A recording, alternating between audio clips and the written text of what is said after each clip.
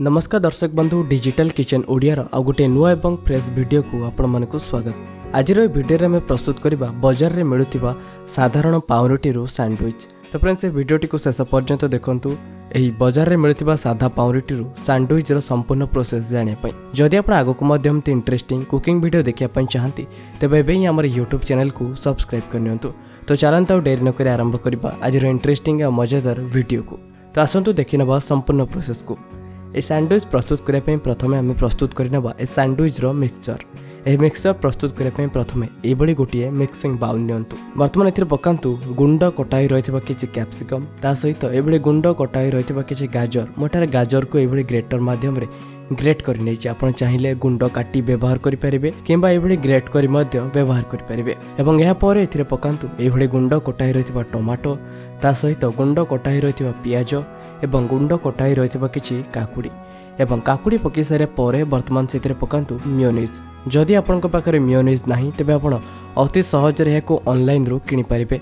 आपण अमेजन किंबा फ्लिपकार्ट रो मात्र 50 टंका रे 195 ग्राम रो मेयोनीज किनि परिबे। जदि आपण एको किनिया पई चाहंती तेबे डिस्क्रिप्शन में लिंक दिया जायछि। आपण से लिंक पर क्लिक करी मात्र 50 टंका रे मेयोनीज किनि परिबे।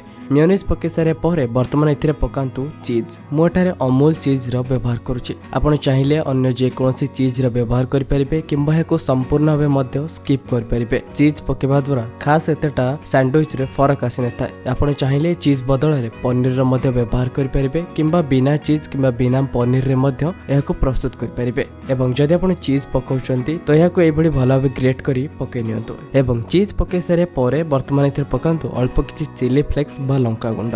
आपण चाहिले नॉर्मल लंका गुंड रो मध्य व्यवहार करि परिबे। एवं या परे एथिरे पकांतु अल्प किछि लूण। मेयोनीज एवं चीज रे लूण रो अंश रहिते तेबे आपण एठारे बहुत कम लूण रो व्यवहार करंतु। जदि आपण चीज रो व्यवहार करूनांती तेबे आपण टिके अधिक लूण रो व्यवहार करंतु। पाखापाखि आपण एठारे आधा चमच लूण रो व्यवहार करंतु। एवं लूण पके सारे परे पुणी ए सब मिश्रण को बहुत भल भाबे मिक्स करनियंतु। एवं वर्तमान आपनकर ही मिश्रण बहुत भल भाबे मिक्स हे गला परे वर्तमान समय आसे पाउरुटी रो। मोठारे बाजार रे मिलथिबा साधारण पाउरुटी रो व्यवहार करूची। आपण चाहिले एठारे ब्राउन ब्रेड रो मध्य व्यवहार करि परिबे। एवं वर्तमान समय आसे पाउरुटी को सेकिबा बा टोस्ट करिया पई। तो वर्तमान प्रथमे आपण गैस रो फ्लेम ऊपर रखंतु एभली गोटे तावा। एवं तावाटी भल भाबे गरम होय गला परे एवं वर्तमान ही पाउरुटी रे हल्का बटर बोली एहाको बहुत भल भाबे सेकि नियंतु। आपण चाहिले एथिरे बटर बोली व्यवहार करि परिबे किंबा तावा रे अल्प किछि तेल पके मध्य एहाको सेकि परिबे। एवं आपण चाहिले एहाको बिना तेल बिना बटर रे मध्य खाली सेकि परिबे। आम गोठारे पाउरुटी को केवल सेकिबार अछि। एवं पाउरुटी को एभली हल्का सेकि नियंतु। एवं आपनकर पाउरुटी एभली हल्का सेकि गला परे वर्तमान ही पाउरुटी रे आपनकर ही मिक्सचर को भर्ती करि नियंतु। पाउरुटी रे एभली मिक्सचर को भर्ती कर सारिया परे पुणी ही पाउरुटी पर रखंतु आ गोटे पाउरुटी को। वर्तमान समय से एही पाउरुटी बा सैंडविच को सेकिया पई एहाको सेकिया पई तावा रे नियंतु।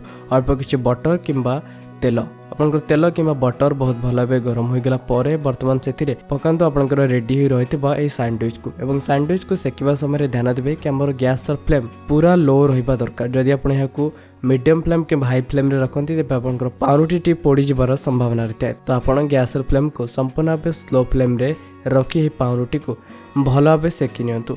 एवं यही सैंडविच बा पाउरुटी को सेकिबा समय ध्यान देबे कि सब बेले याको भल भाबे घोड़े सेकंतु। कारण घोड़ेबा द्वारा आम भितर थिबा मसला बहुत भल भाबे कुक होइथाय। एही सैंडविच बा ब्रेड को उलट पालट करी 3 रु 4 मिनिट पर्यंत भल भाबे सेकि नियंतु। वर्तमान हमर 3 रु 4 मिनिट कंप्लीट हे सारछि एवं वर्तमान हमर रेडी हे सारछि बाजार स्टाइल सैंडविच। आपण माने सहज रे निज घरे ए सब इंग्रेडिएंट एवं ए प्रोसेस को फॉलो करी तयारी करि परिबे बाजार भली सैंडविच। तो फ्रेंड्स आपन को ये रेसिपी केमती लगिला कमेंट करी निश्चय जणांतु। जदि वीडियो पसंद आछि त वीडियो को लाइक शेयर एवं चैनल को सब्सक्राइब करे पई बिल्कुल भी भूलिबेनी। तो आज पई एतिकी पुणी देखा हबा आ गुटे नुआ इंटरेस्टिंग टॉपिक रे नुआ रेसिपी सहित से पर्यंत रहउची नमस्कार।